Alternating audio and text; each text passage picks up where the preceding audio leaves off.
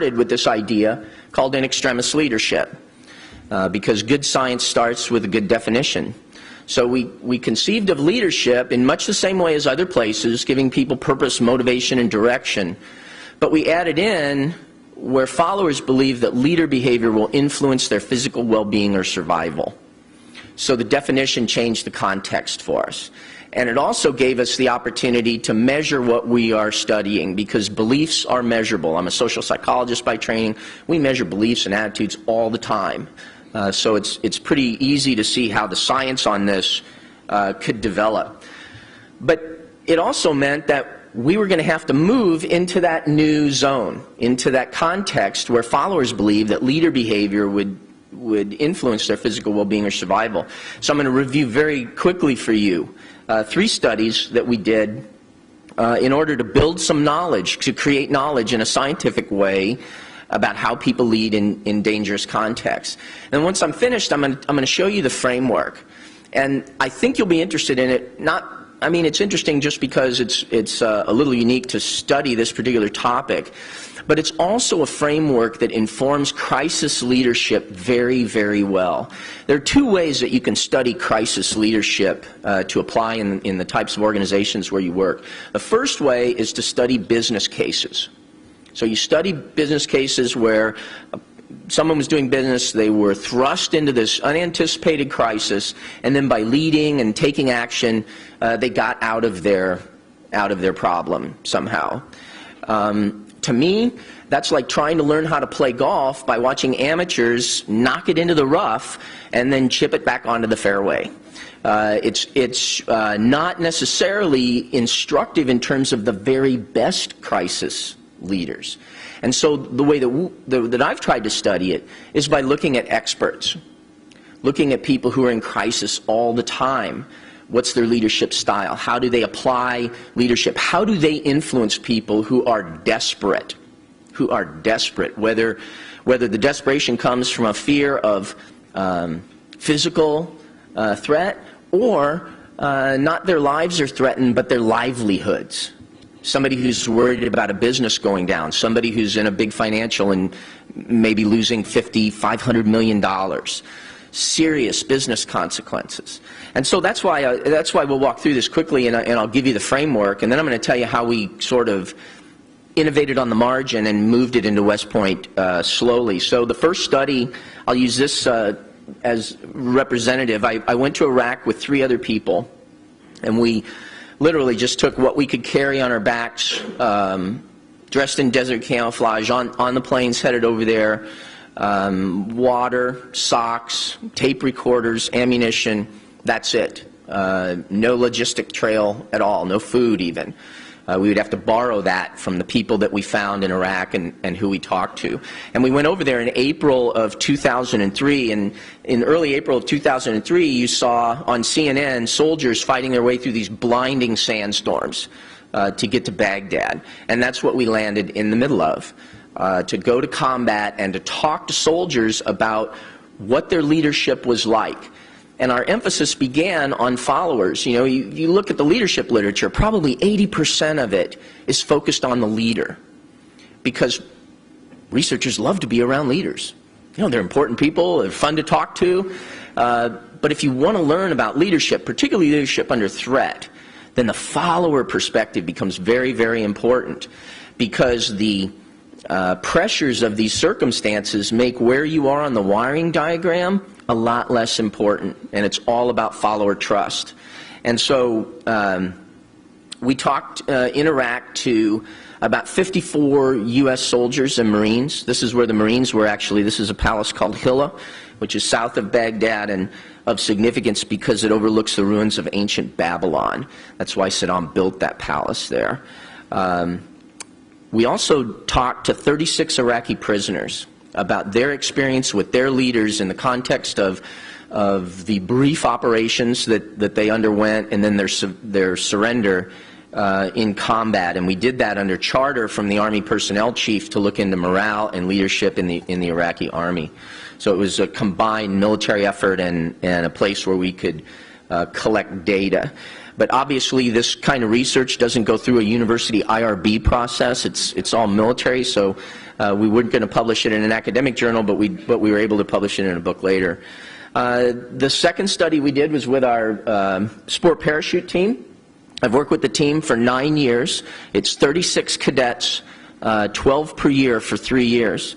And it's a fascinating team, and the way that we did this work is that we looked at team leadership across the military academy and interviewed 20 of the team captains from the NCAA sports teams that are there: baseball, softball, football, women's volleyball, diving, track, cross country, etc. And we compared all of the work that we did with them to the 10 most experienced cadets on the parachute team. And these young people, all of them about 20, 21 years old, all had more than 500 parachute jumps. They're all parachute instructors, licensed and certified. They'd all competed nationally.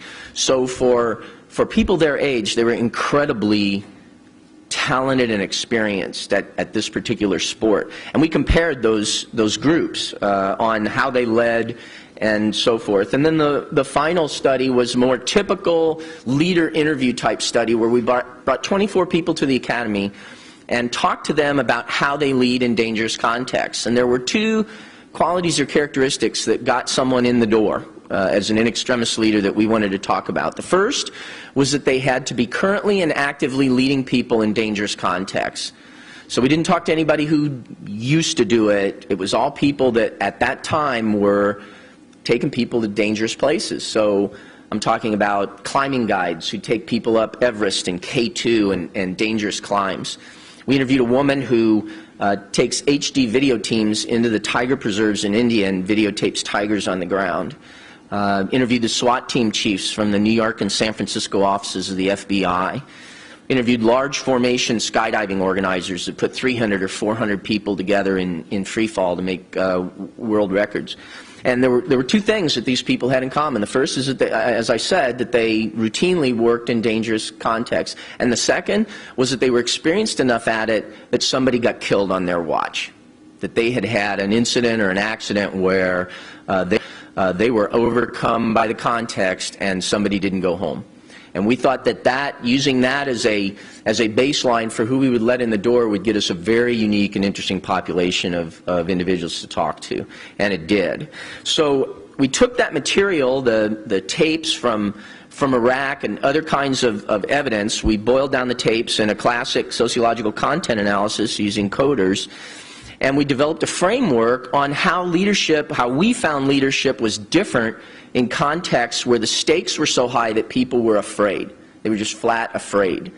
And this is the framework, and I'll just talk you through it quickly. I mean, I could talk about this for hours and hours, but just real quickly, we started out by discovering that competence becomes much more important, much more preeminent in these contexts in terms of developing and establishing trust than the more balanced, competent social interaction that we usually see in organizations. For example, when businesses come to West Point and they want to increase loyalty and develop trust in organizations, they do a lot of activities like playing golf together, going on a leader reaction course together. It's a lot of team building, social kinds of things, cocktail hours, what have you. But what we found is that socially based trust in dangerous contexts or in high-risk contexts goes away.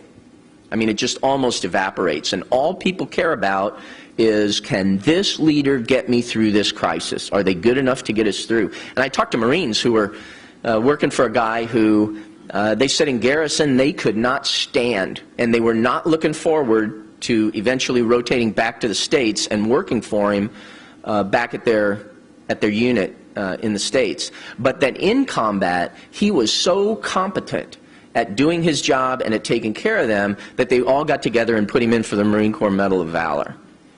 So the idea is that much of the leadership that we do in peacetime, the follower needs, what followers are looking for in their leaders, shifts.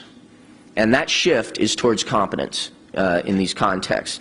The second was a principle called inherent motivation that we uncovered when we asked the team captains and skydivers to rank order 9 leadership competencies in terms of their personal strengths. So these were classic competencies that all of you would be familiar with: decision-making, communicating, motivating, learning, and so forth.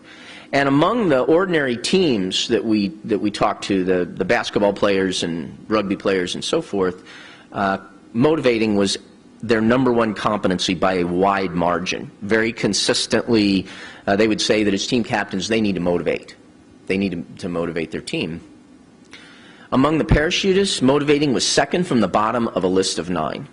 It was not even on their scope, even though these were basically the captains, the instructors, the people who were working with all those younger cadets. And when we dug into that, what we found is that when people are afraid, they're already fully aroused, and so they're very resistant to the usual kinds of leader motivation that we see in peacetime. They do not want a cheerleader. They do not want someone who walks into the room and lights everyone up. They want a very quiet, calm professional. And as we interviewed some of these people who are routinely in dangerous places, one of the things we noticed anecdotally is that they're all very quiet people. Very unassuming, very humble, quiet people. And when they walk into a room, they calm the room down. And the worse things get, the quieter they get. Not the more excited, because it's too easy to push people out of their stability zone, if you will. So that recognizing and teaching cadets to recognize that when things are going bad, it's not the time to do the Hollywood thing where you're yelling and screaming into a radio and grabbing people by their shirt, because that Hollywood director is trying to excite people in the audience. And in real context, what you have to do is calm people down. What was #1 on these people's lists? #1 was learning. That's what parachutists said was their #1 competency as instructors, was learning.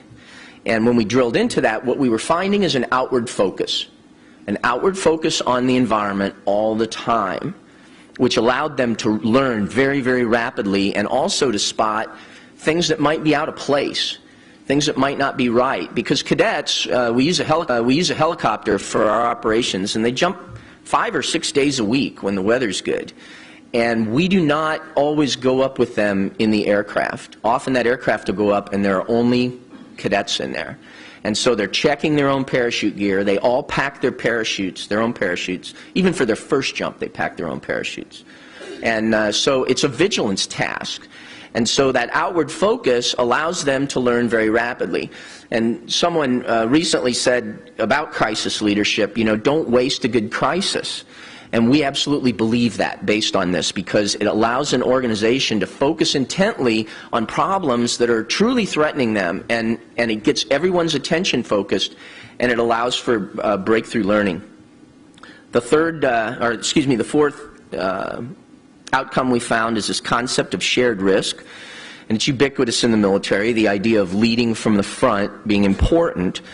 But we view it as a broader concept where when leaders can communicate to the people who work for them that they're in the game, that they also have risk, that if the organization doesn't do well, it's not just going to be the rank and file that are going to pay the price in layoffs and other sorts of things, that it's a common threat, that builds trust. And consequently, or in addition, leaders who establish too much distance and don't share risk with their people are not trusted in crisis.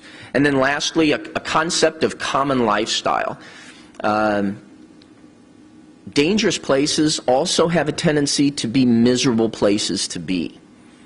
And that's true when you have high risk in organizations and people are working 20 hours a day, where they're not getting regular meals, they're off their exercise schedule, and they're basically focused on the threat. Leaders have to share in that visibly. I mean, they have to visibly share in just the misery of crisis. Because if they don't, If they're not there at the hard times, again, trust starts to erode. People are kind of wondering where the boss is and why aren't they contributing to what we're doing.